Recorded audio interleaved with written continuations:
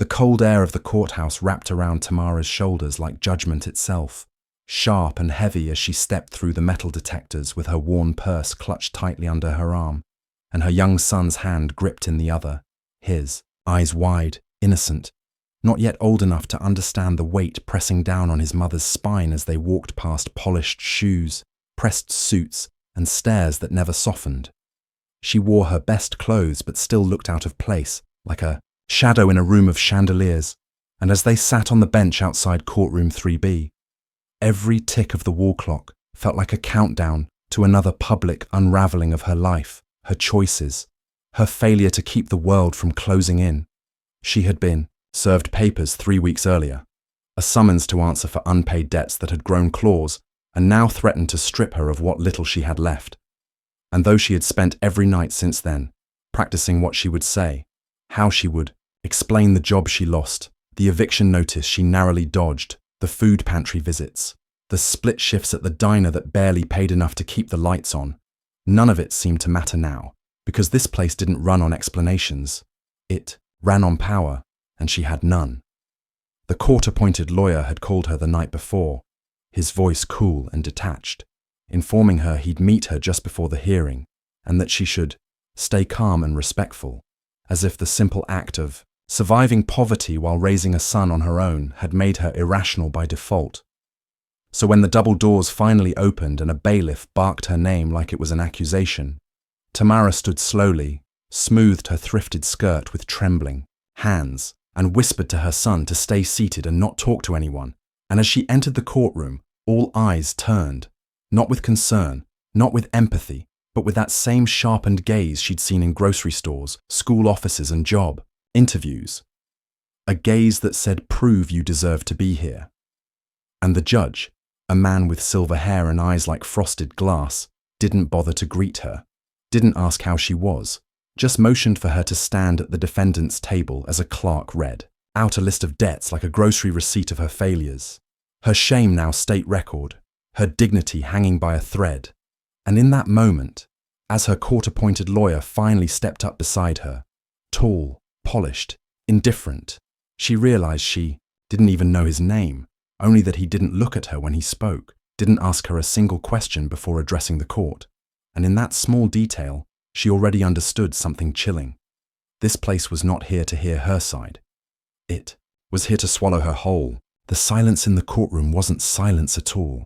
It was a thick, suffocating cloud of quiet judgment that clung to Tamara's skin like sweat, as the judge leafed through her file with an expression of vague irritation, like her presence was a delay in his otherwise efficient schedule of punishment. And when he finally spoke, his voice was sharp and sterile, slicing through the air like a reprimand rather than a question. "Miss Hill, do you understand the nature of the charges against you?" But it wasn't a question.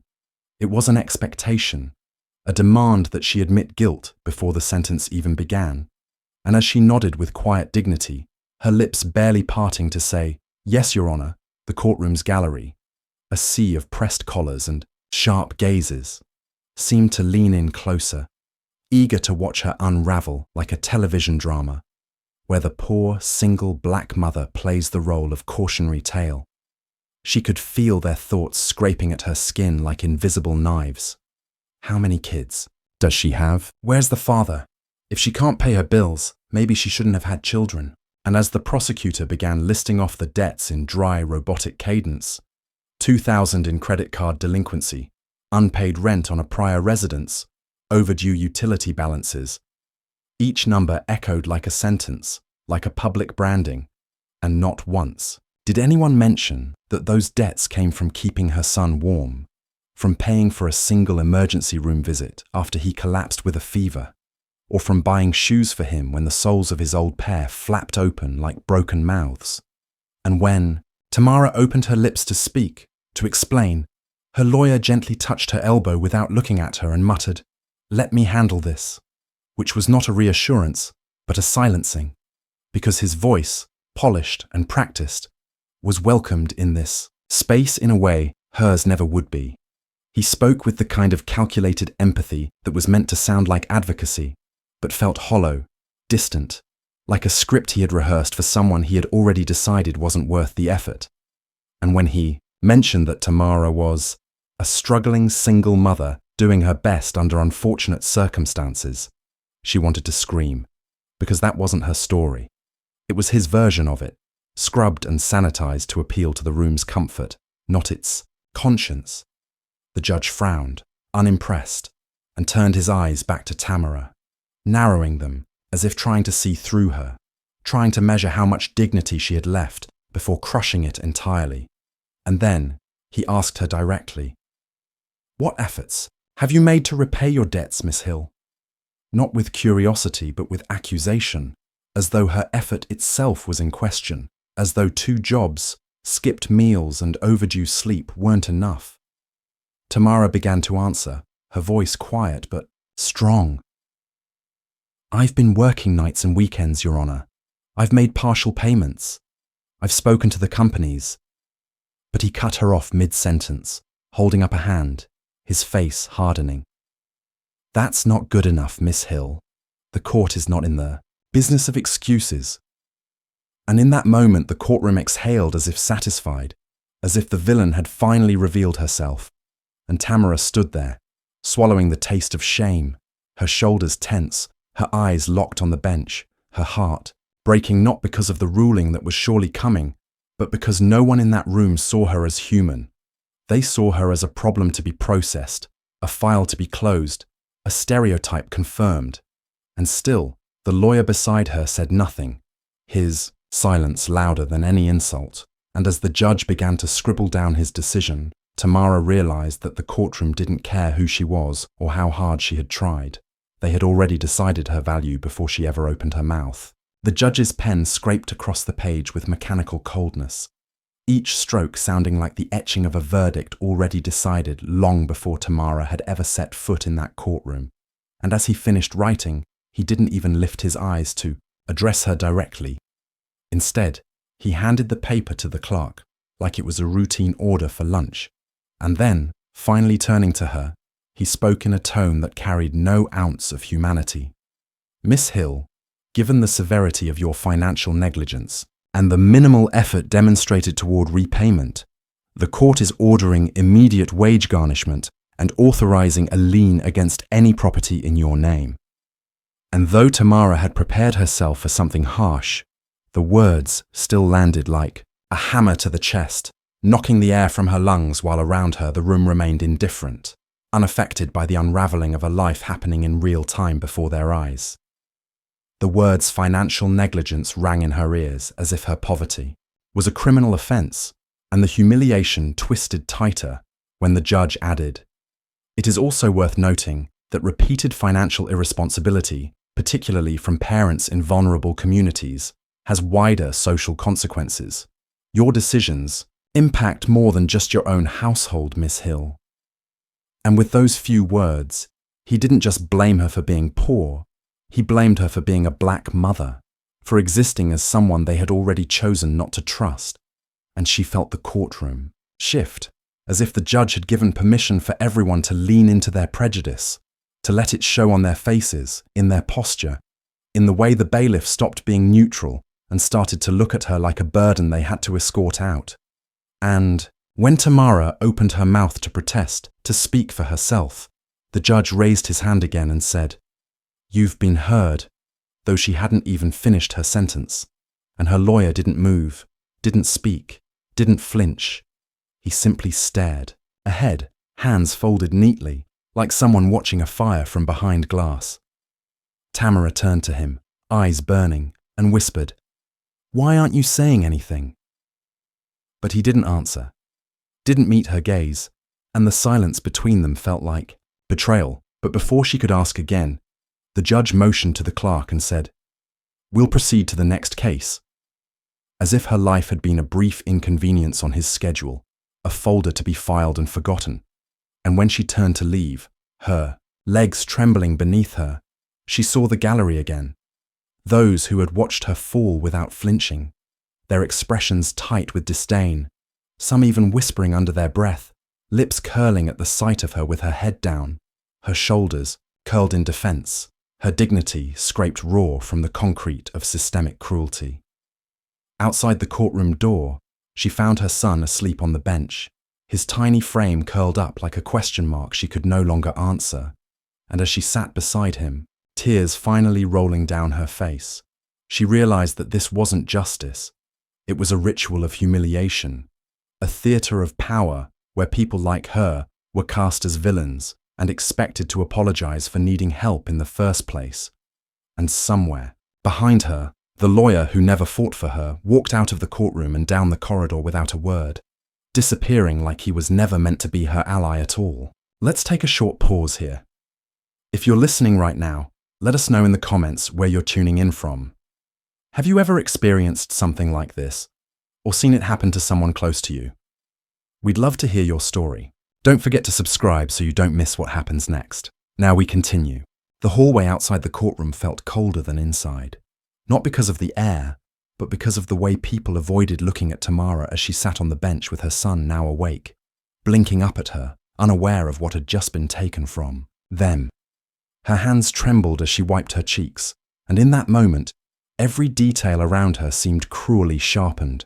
The echo of polished shoes across marble, the low murmur of laughter between attorneys in suits, the dismissive nod of a clerk as he passed by and glanced at her like she was a stain on the floor. Even the vending machine nearby hummed indifferently, as if the world was mocking her with its normalcy, and when she reached for her phone to call her landlord, knowing the lean would trigger panic.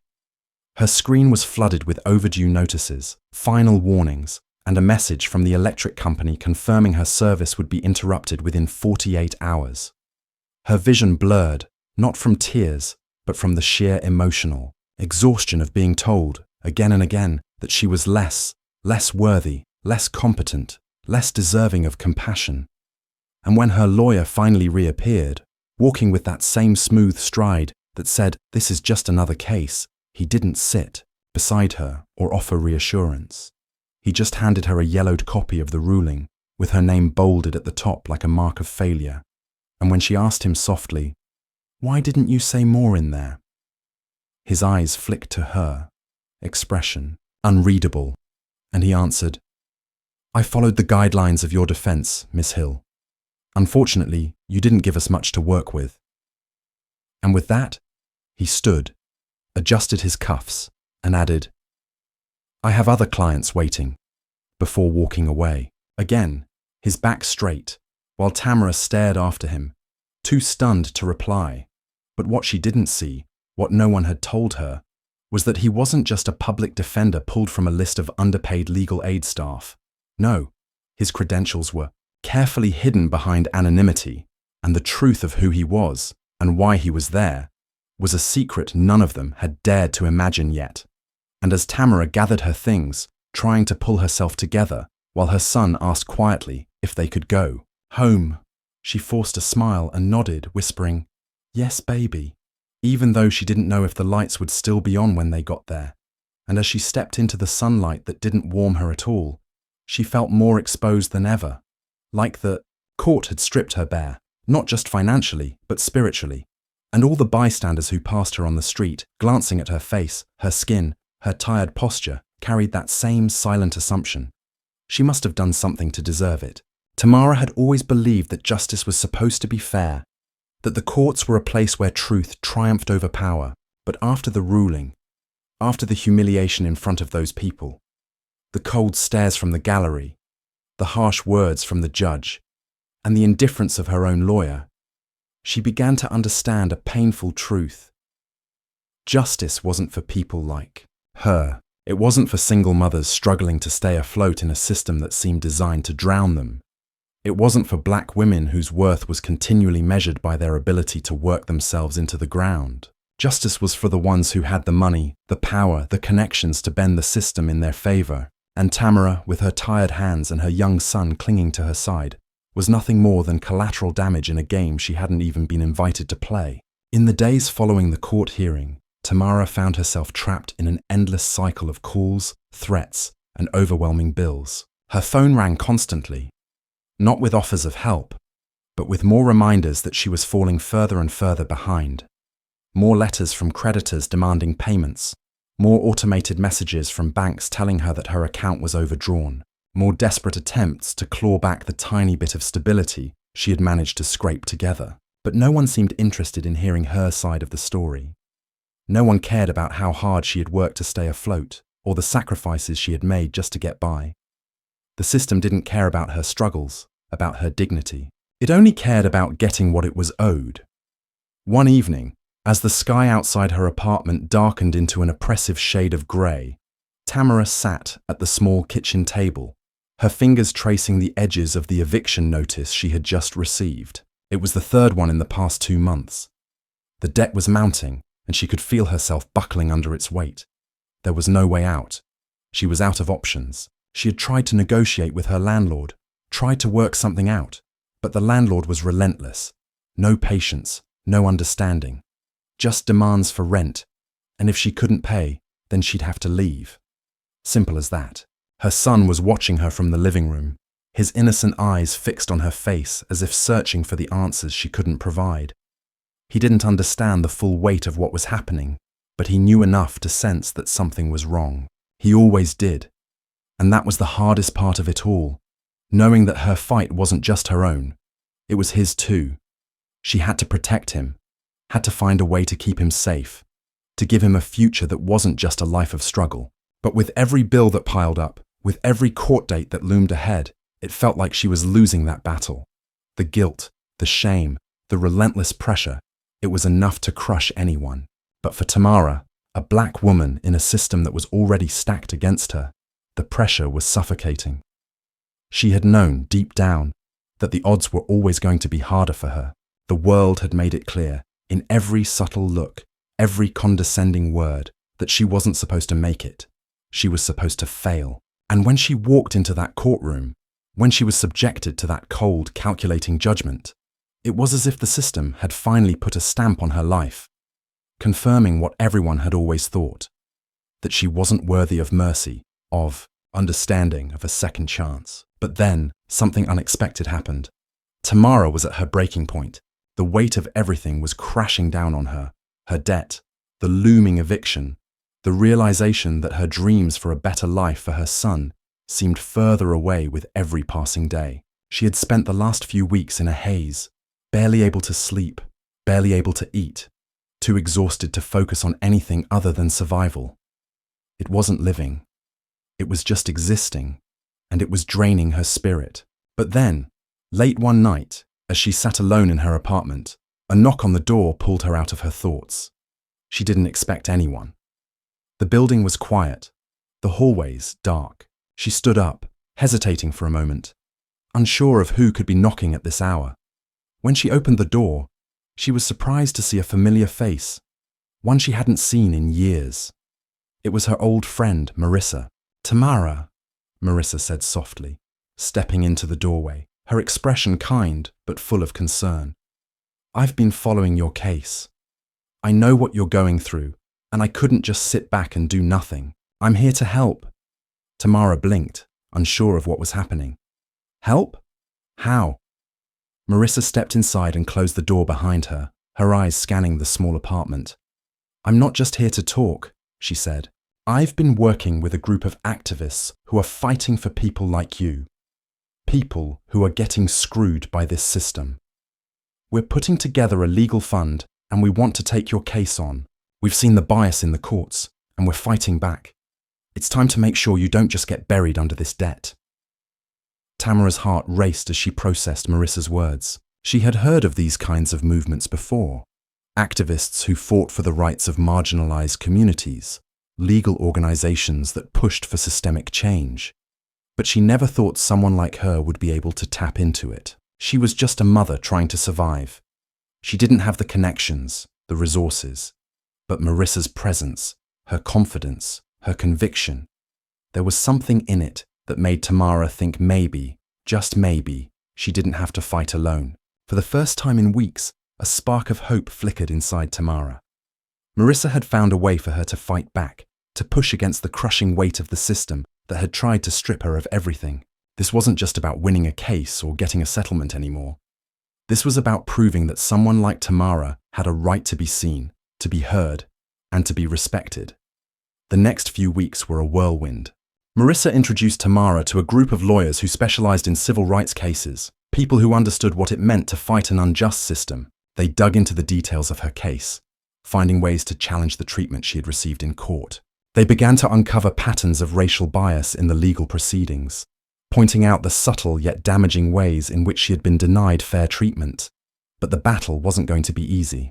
The financial burden of hiring these lawyers, of covering the legal costs, was overwhelming. But Tamara didn't back down. This wasn't just about money. It was about showing her son, showing herself, that she wasn't the stereotype they wanted her to be. She wasn't the poor, struggling woman who deserved to be crushed by the system. She was someone who had the right to fight back, to demand fairness. As the legal team began to build their case, things started to shift. The story of Tamara's struggle caught the attention of the media. Local news outlets picked up on her case, showing the racial disparities in how debtors were treated in court. The court system, which had once felt like an impenetrable fortress, now had a crack in its armor. The more attention her case received, the more pressure mounted on those in power to respond to her fight for justice. The battle was no longer just about Tamara.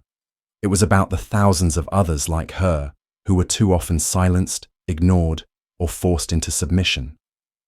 But the fight was far from over. Tamara knew that this was only the beginning, and the road ahead would be long.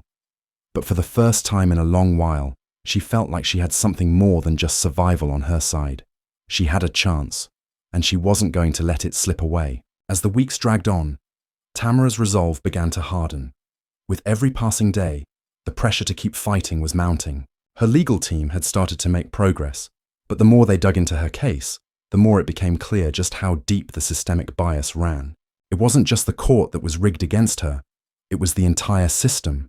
From the financial institutions to the people who made decisions about her fate, all built on a foundation of racial injustice that seemed impossible to break. Tamara could feel it with every encounter, every phone call with her lawyers, every interaction with creditors. The weight of it all was crushing, and it was difficult to know which part of the battle to focus on when the system felt like it was stacked against her from every angle. It was a bright morning when her lawyer, Marissa, called her with the latest development. "Tamara," she said, her voice steady but filled with urgency. "I need you to come in. We've got a lead." Tamara's heart raced. "What kind of lead?" "We've uncovered something. Something about the way your case was handled in the court," Marissa replied, her tone carefully measured. "But we need you to meet with us. It's important. This could be the opening we need." Tamara had spent the last few days stewing over the last hearing, wondering how she could have prepared differently, how she could have defended herself better. Her mind had replayed every moment of that day, the judge's condescending remarks, the way the prosecutor had looked at her, as if she were a case to be dismissed, and her lawyer's detached indifference. But the more she thought about it, the angrier she became. She hadn't just been judged for her debt. She had been judged for her race, for her status as a black woman trying to navigate a system that wasn't designed for her to succeed. When Tamara arrived at the office, she was met by Marissa and a few other members of the legal team who had been working behind the scenes. They didn't waste any time diving into the details. "Tamara, what we've found is troubling," Marissa began. "We've uncovered evidence that your case wasn't just mishandled. It was sabotaged from the start. Your lawyer, the one who represented you, was complicit in the way the judge and the prosecution handled your case. And it wasn't just a matter of incompetence. It was intentional." Tamara blinked, the words sinking in slowly. "What do you mean? How could he have sabotaged my case?" Marissa leaned forward, her expression tight. "We've discovered that your court-appointed attorney had ties to a legal firm that frequently works with the bank that you owe money to. That same firm has a history of pushing cases like yours through the system with minimal resistance. The lawyer who was assigned to you didn't fight for you, Tamara. He actively worked against your best interests. He didn't even take the time to prepare properly for your case. Instead, he followed the bank's interests. That's why the judge's ruling was so harsh. That's why the prosecutor felt emboldened to treat you with such disregard." Tamara felt the blood drain from her face as the realization hit her. She had been played. The very person who was supposed to defend her had been working against her from the start. She had been betrayed by the system in the most intimate way possible, and no one had bothered to tell her. They had used her as a pawn, a figure to be sacrificed on the altar of bureaucracy, of a legal system designed to dismiss the poor, the black, and the marginalized. The deep, visceral ache in her chest spread, suffocating her. "How could this happen?" she whispered, her voice hoarse. "Why didn't anyone tell me?" Marissa's eyes softened, and she reached across the table, placing a hand on Tamara's. "Because the system doesn't want you to know, Tamara. It wants you to stay quiet. It wants you to believe that this is all your fault, that the debt is yours to bear alone. But we can expose this. We can take this to court and show how you were betrayed. We can make them see that this isn't just about money.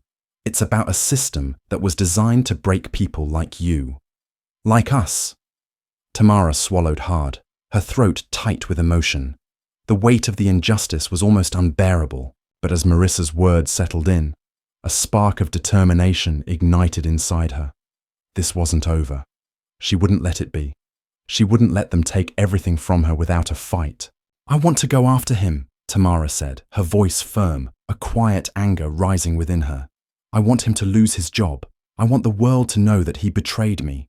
And I want to take this case all the way to the Supreme Court if I have to." Marissa smiled, a flicker of pride in her eyes. "We'll take him down, Tamara. Together. We're not backing down. Not this time." The next few weeks were a blur of frantic legal activity. Tamara's case was in the spotlight again, but this time it was different. Marissa and her team had managed to get the story picked up by the media, and soon reporters were calling, asking for interviews, asking for the truth. The allegations against Tamara's former lawyer became public knowledge, and with it, the bank's involvement in the systemic exploitation of vulnerable communities was brought to light. News outlets started to pick up on the patterns of abuse in the court system, where the poor, especially black women like Tamara, were routinely subjected to harsher judgments than their white counterparts. But with the media attention came the backlash. The whispers of condemnation started again, this time from the very people who had once looked at her with pity. Now they looked at her with disdain, as if she were a troublemaker, as if she had asked for the spotlight, as if her fight for justice was an inconvenience to the peace they had always known. Her neighbors avoided eye contact, her co-workers spoke in hushed tones behind her back, and even some of her friends, the ones she thought would stand by her, began to distance themselves. They didn't understand.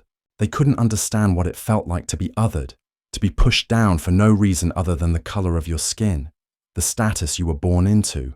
They didn't understand how every victory felt like an impossibility, and how every defeat was a reaffirmation of the system's cruel indifference. The media, too, began to shift its tone. They had been fascinated by her story of injustice, but as Tamara fought back, they started questioning her motives. The headlines became less sympathetic. Was Tamara Hill simply angry? Or was she trying to build a career out of victimhood? Is it possible to take down a legal system with a single case? But Tamara was unfazed. She wasn't fighting for their approval. She wasn't fighting for the people who looked at her with suspicion. She was fighting for herself, for her son, for every person who had ever been told they didn't matter. The battle in court raged on, and with every legal victory, Tamara felt a growing sense of hope. Hope that she could actually change something. Hope that the system could be forced to confront the realities it had long ignored. But the more victories she gained, the more dangerous the fight became. The pressure on her intensified. The personal attacks became more frequent, the threats more violent. One evening, as Tamara was sitting alone in her apartment, reviewing her notes for the next court appearance, a sharp knock at the door interrupted her. Her heart raced as she stood up, warily approaching the door. When she opened it, a man she didn't recognize stood there. He was tall, wearing a dark coat, and his face was shadowed under the brim of his hat. "Tamara Hill?" he asked, his voice cold. "We need to talk."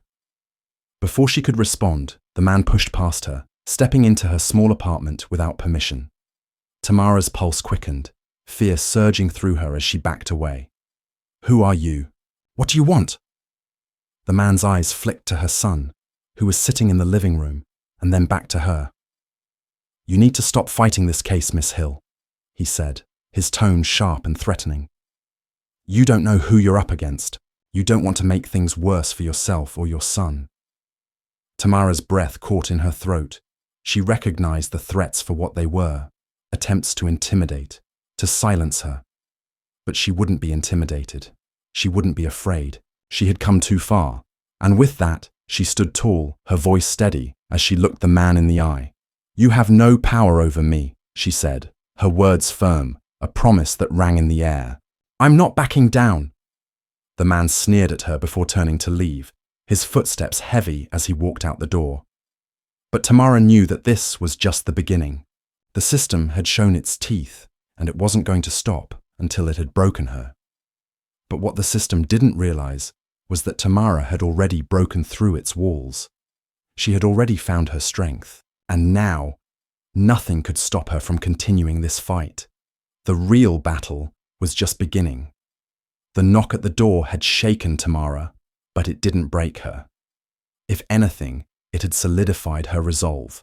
She had come too far, endured too much to let a shadowy threat stop her now. It wasn't the first time someone had tried to intimidate her, but it was a stark reminder of the lengths people would go to maintain the status quo, to preserve the system that was designed to crush people like her. But what they didn't know, what they couldn't see, was that each blow, each threat, each small humiliation only made her stronger.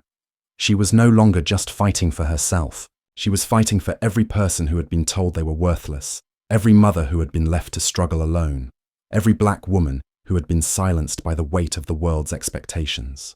Tamara sat in her small apartment that evening, the soft hum of the fridge the only sound in the room, her mind racing.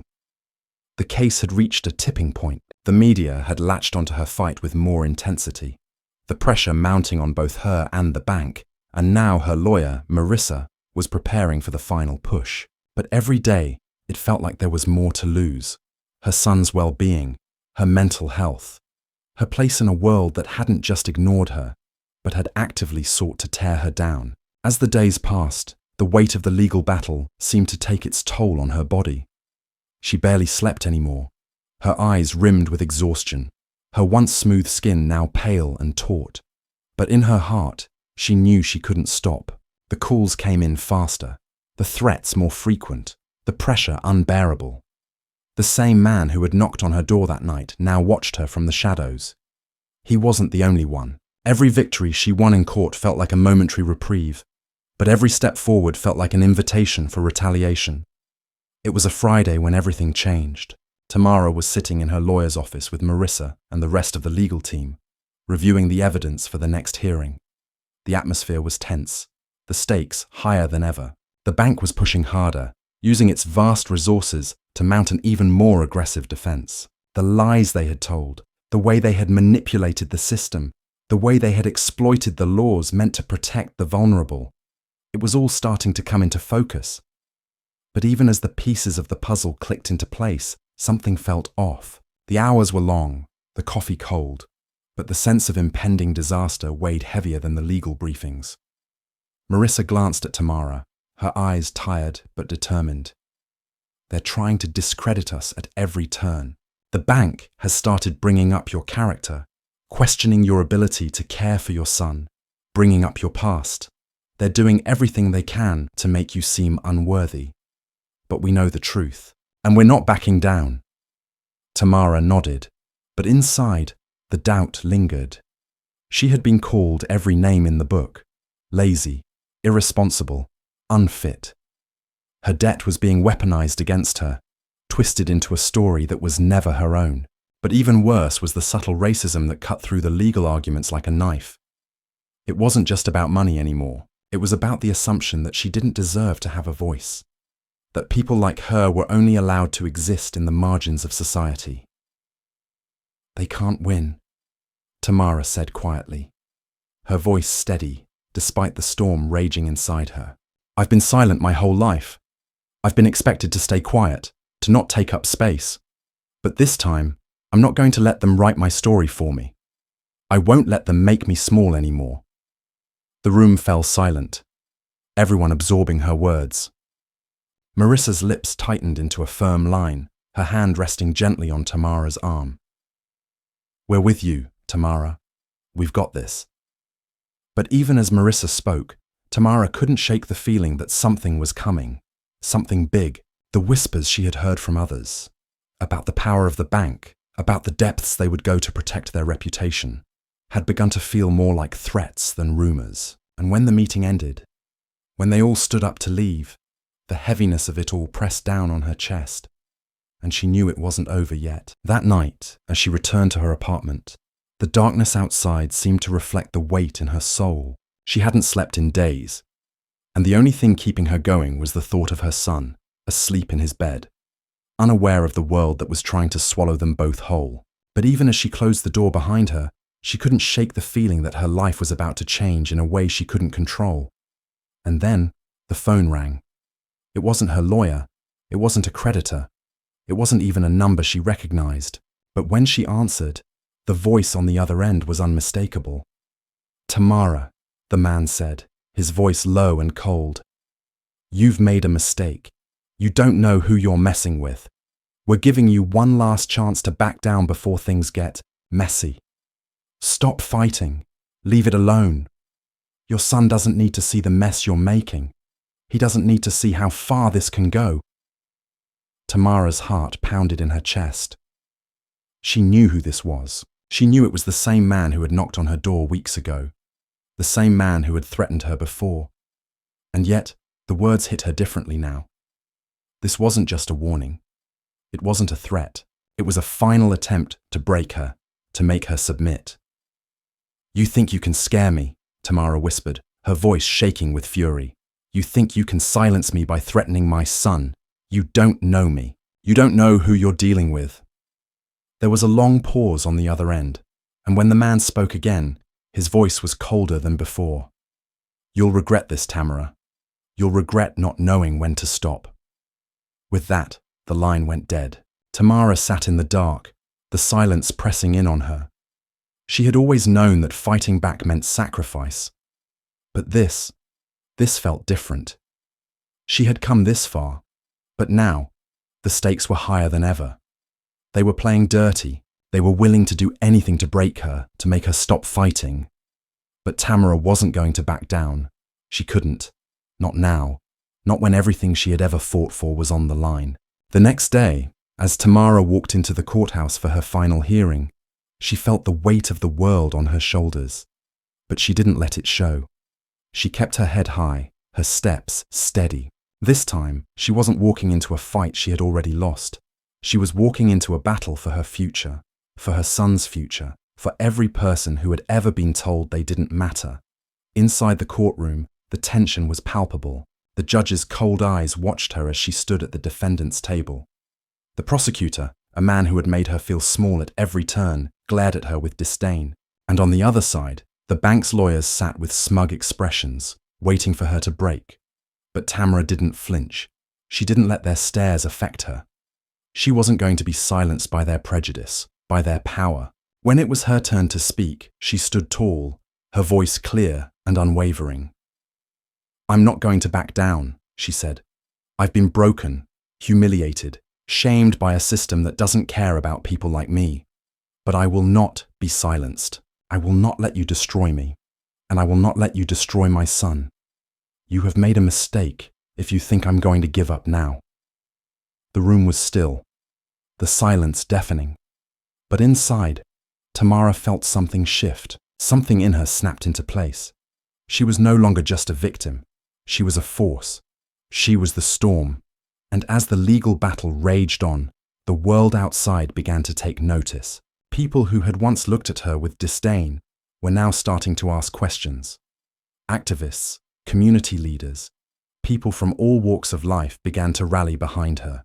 Her fight was no longer just her own. It was everyone's, but the fight wasn't over.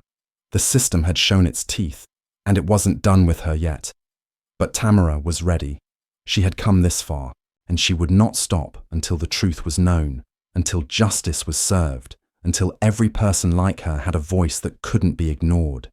She wasn't just fighting for survival anymore. She was fighting for victory, for dignity, for justice. And no one, no matter how powerful, could take that from her. The days following Tamara's defiant stand in court felt like they were both stretching endlessly and flying by. The media was buzzing with the story of the underdog. Tamara Hill, a single black mother fighting a powerful financial institution, and the court case had become a cause célèbre for many. To some, she was a hero, an embodiment of resistance against a system that was built to oppress people like her. But to others, she was a problem, a disruption, a woman who, in their eyes, had stepped too far out of line. She wasn't just challenging the legal system, she was challenging everything they had ever believed in, and that made her dangerous. But Tamara had never cared about being liked. She had never cared about the opinions of those who saw her as less than human, as a statistic to be discarded. Her fight wasn't for them. It was for herself, for her son, and for every person like her who had been trampled by a system that wasn't just indifferent to their pain, but actively created it. Her lawyer, Marissa, had done everything in her power to keep the momentum going, to keep the case in the public eye, knowing that the more attention they got, the more pressure they could put on the system. But even as the case became a symbol for the larger fight against institutional racism and the class divide, the reality of their position in the battle began to sink in. The forces they were up against were vast. The bank wasn't just a powerful corporation. It had resources, connections, and influence that could drown them. It could crush Tamara's case if it wanted to. Despite the uphill battle, Tamara refused to back down. She knew that every moment she spent fighting was a step closer to exposing the cracks in the system, the systemic racism that ran like a river through the courtrooms, through the financial institutions, and through every inch of society. She wasn't just fighting for justice in her own case anymore. She was fighting to expose the truth. The next hearing was scheduled, and Tamara knew this would be the moment that determined whether she would continue to gain ground or be swallowed up whole. It was the final showdown, and she was walking in with the weight of everyone who had been wronged before her. She wasn't just going to face the judge and the prosecution. She was going to face the entire system. As she entered the courtroom, the energy was different. The air was thick with tension. The room was full of reporters, spectators, and even a few activists who had been following her case. Marissa sat beside her, her usual calm demeanor hiding the anxiety she too felt. Every person in that room was waiting for the judge to make his ruling. But Tamara knew this wasn't just about one woman's case. This was about making the system see her as more than just a number on a page. The prosecutor, a man who had clearly made it his job to personally dismantle her case, stood up and addressed the judge with a practiced cold tone. "Your Honor, we have already presented ample evidence that Miss Hill has not made sufficient efforts to pay her debts. She has failed to comply with multiple payment requests. We have done everything according to the law. We ask for a ruling in favor of the bank's request for full repayment and the lien on her property." Tamara's hands tightened into fists as she listened. She had heard this before, the same arguments used against her time and time again. She wasn't the first woman, the first black woman, who had been dragged into a court to be humiliated for having the audacity to survive. They never saw her as a person. They saw her as a failure, a problem, a statistic to be managed. But this time, it was different. She wasn't going to let them get away with it. Not this time. When it was her turn to speak, she stood up slowly, her legs trembling beneath her. But her voice was steady. "I have done everything I can to try and pay my debts. I have worked 2 jobs. I've missed meals. I've done without to try and make ends meet for my son. But you don't care about that, do you? You care about the numbers, about the payments. But you don't care about the people behind those numbers. You don't care about the life behind the debt. You don't care about me. You care about making sure that people like me never get a chance. Well, I'm here to tell you that I won't stop fighting. I will never stop fighting for my son, for my dignity, for my right to exist in this world without being treated like a problem." The courtroom fell silent. For a moment, it seemed as though the judge himself was taken aback by her words. But the silence didn't last long. The prosecutor stood up, shaking his head in mock disbelief. "Your Honor, what Miss Hill fails to understand is that the law is not about emotion. It's not about personal circumstances. It's about compliance. It's about responsibility." Tamara could feel the weight of every word he spoke, every glance from the jury, every shift in the room. She wasn't just fighting for her case. She was fighting for every single person who had ever been marginalized, dismissed, ignored. She wasn't just a debtor. She was a woman, a mother, a human being who had every right to be seen and treated with respect. And that's when the unexpected happened. The judge, who had been quiet up until this point, spoke with an edge in his voice that no one expected. "Mr. Williams," he said, addressing the prosecutor, "while I understand your position, I must remind you that this court is not simply about the law. It is also about fairness. And in this case, Miss Hill has shown genuine effort. She has made attempts to pay. She has reached out to your clients. She is not the person you are portraying her to be. This case is about more than just money. It's about the treatment of the people who owe it." The room went still. Tamara's heart skipped a beat. Had the judge actually spoken in her favor? Was he finally going to see her as a person? But the prosecutor, visibly irritated, quickly regained his composure. "Your Honor, we are not here to debate the morality of Miss Hill's situation. We are here to discuss the law, and the law is clear. She owes this debt, and we must proceed accordingly." The judge raised his hand, cutting him off. "I understand, Mr. Williams, but I also understand that people are not numbers. People are not statistics. They are human beings, and Miss Hill is entitled to the dignity of being heard." The air in the courtroom shifted again, this time towards something else. Something heavier, something like recognition, like acknowledgement. The prosecutor's argument faltered in the face of the judge's words. For the first time in the entire process, the system, the cold, indifferent system, was forced to look at Tamara as a person. She wasn't just a debtor. She wasn't just a black woman in a system designed to fail her. She was a mother, fighting for her future, for her son's future, for the future of every person who had been shoved aside by this same system. But the battle was far from over. The judge's words may have shifted the dynamic, but they hadn't changed the core of the case. The bank was still pushing forward with its request for repayment, its demand for Tamara to be crushed under the weight of its power. And though the judge had shown a glimmer of understanding, it was clear that the final decision would rest in his hands. As the court recessed for the day, Tamara left the room with her head held high, but her mind was swirling. She had made a stand, but the fight wasn't over yet. And the more she thought about it, the more she realized. This wasn't just about money.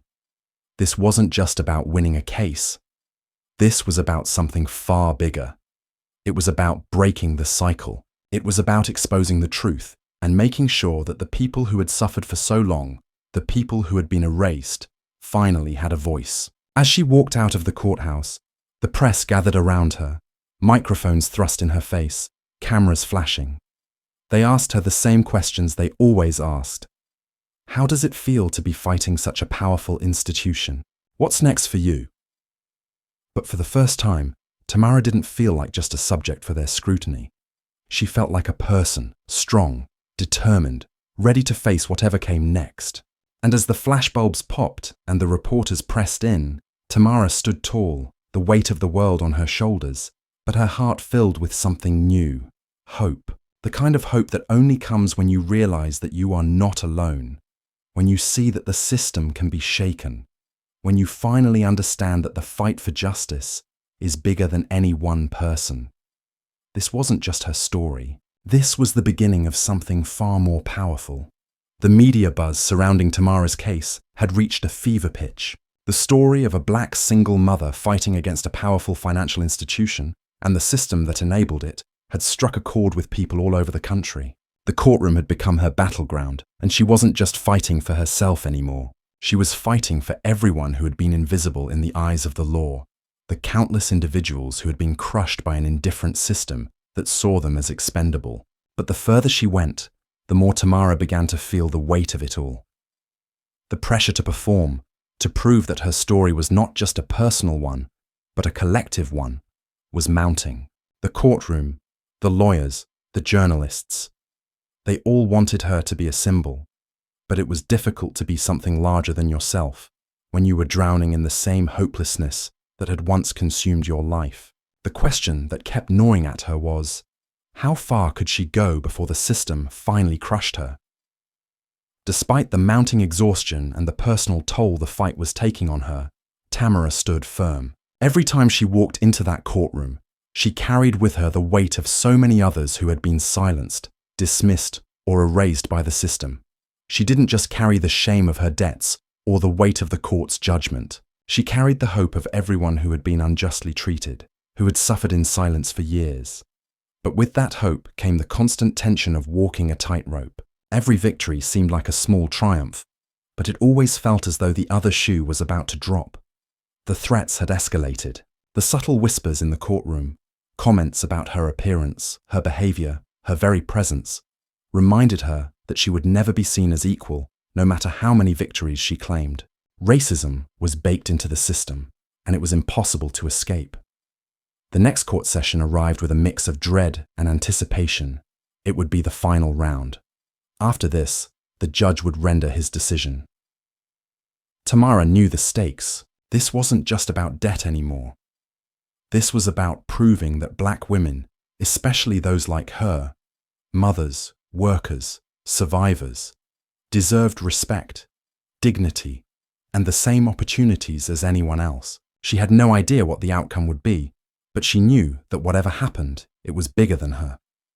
As she sat in the courtroom, waiting for the judge to arrive, Tamara's thoughts drifted to the times she had been humiliated before. Every time she had tried to speak up, to ask for help, to stand her ground, she had been met with condescension, dismissal, and ridicule. She thought of the time when her landlord had told her that her rent didn't matter because people like you, people from her neighborhood, people like her, never made good tenants anyway.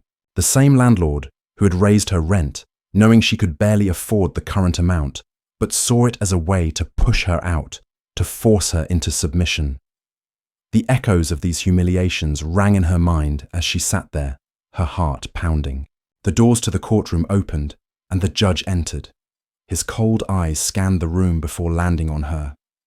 Tamara felt the usual wave of disdain wash over her, but she held her head high.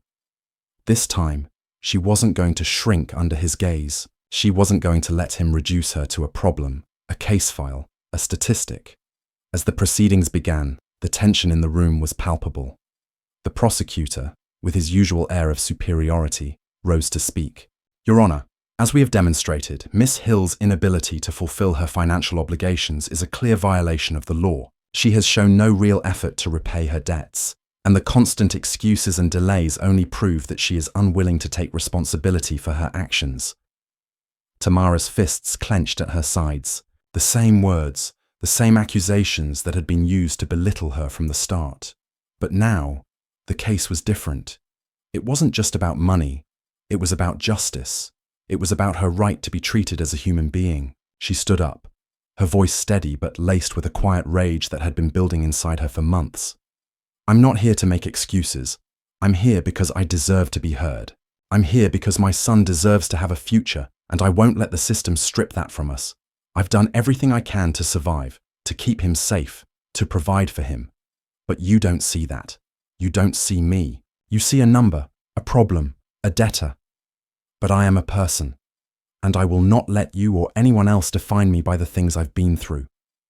The words hung in the air, and for a moment, the prosecutor faltered. The courtroom was silent, the weight of her statement sinking in. But it didn't last long. The prosecutor recovered, his voice smooth and dismissive. Your Honor, what Miss Hill fails to understand is that we live in a world governed by laws and regulations. Her personal circumstances, as tragic as they may be, do not change the fact that she has failed to meet her obligations. Tamara's heart raced as she watched the prosecutor, the coldness in his eyes betraying the lack of empathy he had for anyone who didn't belong to his world. She had seen this before. The assumption that people like her were never trying hard enough, that their struggles were their own fault. It was the same rhetoric that had been used for generations to justify systemic inequality. But Tamara was done being silenced. She was done being invisible. The judge, who had remained silent until now, looked up from his notes. His gaze met hers, and for the first time, there was something different in his eyes, something almost human. Miss Hill, he said slowly, I've listened to your testimony, and I've considered all of the factors involved in this case. While the law is clear in its stipulations, I also understand that there are extenuating circumstances in play here that cannot be ignored. This is not simply a matter of debt. It is a matter of how that debt was accumulated, how it was mishandled, and how this court has failed to recognize the systemic barriers that people like you face every day. The room went still. Tamara's breath caught in her throat. Had the judge just acknowledged the systemic racism in the legal system? Was he actually seeing her? The judge continued. Miss Hill, you've demonstrated that you are more than your financial troubles. You are more than the sum of your mistakes. I will allow for a reconsideration of your payment plan and will mandate that the bank work with you to establish terms that are fair and reasonable given your circumstances. For a moment, Tamara couldn't believe what she was hearing. Had the judge actually ruled in her favor? It was almost too much to comprehend. She felt a rush of emotions flooding through her. Relief, disbelief, but most of all, a powerful sense of vindication. The system that had tried to break her, the system that had treated her as nothing more than a number, had finally acknowledged her humanity. But the prosecutor wasn't done. Your Honor, we would like to appeal this ruling. We believe this decision is not in line with the law and would request that it be revisited. The judge held up his hand. No, he said firmly. This is the decision. There will be no appeal. The case is closed. Tamara stood frozen, the weight of the moment settling over her like a blanket. She had done it. She had fought back against the forces that had sought to oppress her. She had been seen. For the first time, she felt like she was more than just a black woman struggling to survive. She was someone who had fought and won. The courtroom emptied, but Tamara stayed seated, her son now awake and clutching her hand, looking up at her with wide eyes. She felt a tear slip down her cheek, but it wasn't one of sorrow. It was a tear of relief, of victory. As they walked out of the courtroom, the press followed her, cameras flashing. But for the first time, Tamara didn't feel the weight of the scrutiny. She didn't feel like a spectacle. She felt like a woman who had finally been heard. She had taken on the system and come out victorious, and though the fight was far from over, she knew this was a turning point. This was the beginning of a new chapter. The system might have tried to break her, but Tamara Hill was still standing, and she wasn't going anywhere. Tamara's heart pounded as she walked through the heavy courthouse doors. The world outside had never felt so heavy, yet so light at the same time. The last few months had been a blur. Days filled with uncertainty, nights drenched in worry, and mornings that began with a knot in her stomach. But today was different. Today, it wasn't just about surviving. It was about overcoming. It was about breaking through the layers of judgment and prejudice that had haunted her for so long. Her lawyer, Marissa, was by her side as usual, a pillar of quiet strength in the chaos of the day. The media had descended on the courthouse, cameras flashing, reporters asking questions, their voices too loud and too sharp. The air was thick with tension, but Tamara didn't flinch. She was done flinching. She had fought too hard, been humiliated too many times to allow the world to break her again. They had tried to silence her. They had tried to shame her. They had used her debt, her struggle as a weapon to make her feel small. The system, the bank, even her own lawyer, the ones who should have stood by her, had done everything they could to strip her of her humanity. They had told her she was a failure, told her she didn't deserve respect, told her that people like her were doomed to be forgotten. But they had underestimated her. They had underestimated the power of a mother's will, the fire of a woman who would do anything to protect her child. As they made their way to the courtroom, Tamara caught a glimpse of her son, sitting quietly in the front row, his big brown eyes wide with curiosity, but his expression proud. He didn't understand the intricacies of what was going on, but he understood that his mother was fighting for something important. He understood that she was fighting for him, for his future, for a world where he wouldn't have to struggle the way she had. That thought anchored her. No matter what happened next, she knew this fight was worth it. Inside the courtroom, the atmosphere was electric with anticipation. The judge, a man whose face had been as cold and indifferent as the system he represented, sat behind the bench, his expression unreadable. The prosecutor stood on the opposite side, his shoulders squared, ready to do battle, to push for the harshest possible penalty. The defense was ready as well. Marissa, her calm demeanor betraying the underlying tension in her posture, standing beside Tamara like a lifeline. But this time, Tamara wasn't just a defendant. This time, she was a force. She wasn't going to let them paint her as a failure again. She wasn't going to let them reduce her to a statistic. She was here to be heard. The judge called the court to order, and the trial began. The prosecutor immediately launched into his arguments, dredging up her past mistakes, her financial missteps. Each word felt like a dagger, each accusation like another weight on her chest. He painted her as irresponsible, as lazy, as someone who had squandered opportunities and was now asking for sympathy. But Tamara didn't shrink. She didn't allow his words to break her. She had heard them all before. Her turn came, and she stood up, the room falling silent as her voice rang clear. "I have made mistakes," she began, her voice steady. "But I am not a mistake. I am not the sum of my failures, and I am certainly not the sum of my debt. I am a mother who has done everything in her power to provide for her child, and I will continue to do whatever it takes to make sure he has a better life than I had. You have looked at me, looked at my skin, looked at my situation, and decided that I am less than you, but I am not. I am not less than you." Her words echoed in the courtroom, each syllable hitting with the force of a truth that no one could ignore. She wasn't just speaking to the judge, or the prosecutor, or even her lawyer. She was speaking to the world, to every person who had ever been dismissed because of their race, their class, their gender. She was speaking to every mother who had been told she wasn't enough, to every black woman who had been told her voice didn't matter. "I have fought for every step I've taken," she continued, her eyes burning with conviction. "I've fought against a system that was never meant to lift people like me up. I've fought against those who would see me broken, who would see me bow my head and accept their judgment. But I won't. Not anymore. I will not be silenced. I will not be broken." For a moment the room was still, and in that stillness, something shifted. The prosecutor, who had once seemed so sure of his position, faltered. The judge, who had been cold and unfeeling, seemed to hesitate, his gaze lingering on her for a moment longer than usual. The power dynamic in the room had changed, but the prosecutor wasn't ready to give up. He stood, his face red with frustration, and launched into another tirade, attempting to undermine her every word, to paint her as someone who didn't understand the gravity of her actions, someone who was making excuses. But Tamara didn't back down. She stood taller, her eyes locked onto his, her presence commanding the room. And then, something incredible happened. The judge, in a rare moment of empathy, spoke up. "Mr. Williams," he said, addressing the prosecutor, "I have heard enough. This court has heard enough. It is clear that Miss Hill has shown a genuine effort to pay her debts. It is clear that she has been treated unjustly by the system, and that cannot be ignored. I will not allow this case to be used to further oppress someone who has already been oppressed by forces far greater than this court." Tamara's heart skipped a beat. Had the judge just acknowledged the racial injustice?